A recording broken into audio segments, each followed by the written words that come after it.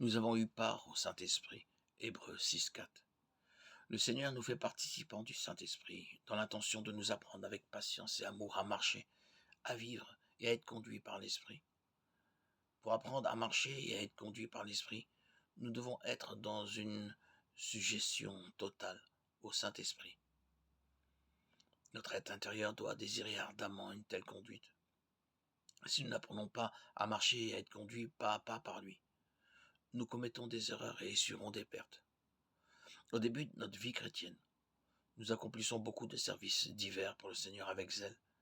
Seulement, nous n'avons aucune certitude que ce que nous faisons procède de Dieu. Nous travaillons sans témoignage intérieur de la volonté de Dieu. Il s'ensuit beaucoup de peine et pas de fruits réels.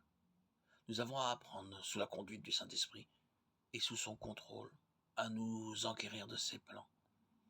Enquérez-vous près de moi, touchant les choses à venir. Ésaïe 45, 11. Invoque-moi, je te répondrai. Je te montrerai des choses grandes et cachées que tu ne connais pas. Jérémie 33, 3. La recherche de son plan, de sa volonté pour notre service, de même que pour notre vie de chaque jour, doit être une recherche patiente. Nous ne devons jamais nous engager sans que nous soyons absolument certains de son plan. Nous pouvons être amenés à prier des jours, des semaines, des mois, jusqu'à ce que les choses deviennent claires dans notre esprit.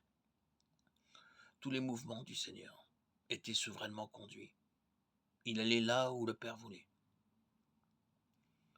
Christ était entièrement lié et assujetti à l'Esprit. Paul s'assurait avec ses collaborateurs du plan de Dieu avant de s'engager en quoi que ce soit. Notre sensibilité à percevoir et enregistrer la connaissance de chaque détail de son plan dépend, dans une très large mesure, de la réalité effective de notre entière dépendance et suggestion à l'Esprit. Plus il possède l'être intérieur, et nos facultés plus grandes, et notre sensibilité à entendre la voix spirituelle de Dieu, celle de la vie exprimant et définissant de plus en plus clairement ses pensées, ses besoins et ses intentions. La présence de l'Esprit est de réaliser sa grande œuvre intérieure, savoir la conformité au Fils de Dieu, car la finalité sera l'Église, l'œuvre des mains d'un artiste. Cantique des Cantiques 7.2. Afin que nous participions à sa sainteté. Hébreux 12.10. C'est par lui que vous êtes en Jésus-Christ, qui par la volonté de Dieu a été fait pour nous sagesse, justice, sanctification et rédemption. 1 Corinthiens 1.30.